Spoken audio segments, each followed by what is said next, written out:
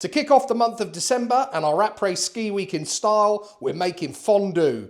A few good ingredients, one pot, big flavour, and smiles all around. So it goes without saying, of course, the key to any good fondue is the cheese. Today I've got a mix of Gruyère and Emmental, but you can use whatever mix of Swiss cheese you like. I just like the flavours of those two combined, and I work on a ratio of 200 grams of grated cheese per person. Here I've got my fondue pan, and what you want to do is just get some garlic, and we want to rub the inside of that with that garlic. So I've just chopped it in half, and we're just going to use the juice, if you like, of that garlic to flavour this pan.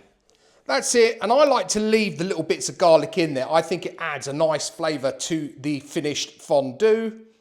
Okay, so we now just need to make up a little wine mix to go in with our cheese once it's in the pan. And as I said before, I work on 200 grams of cheese per person.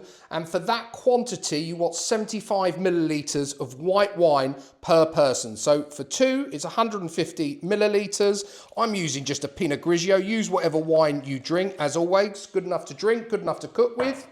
I want 2 teaspoons of schnapps. Now I'm using a cherry schnapps, which is traditional, but pear goes really well, or whatever you like. And then to that, 2 teaspoons of corn flour. And just give that a mix to combine. So I've just had a kitchen fail in between shots there.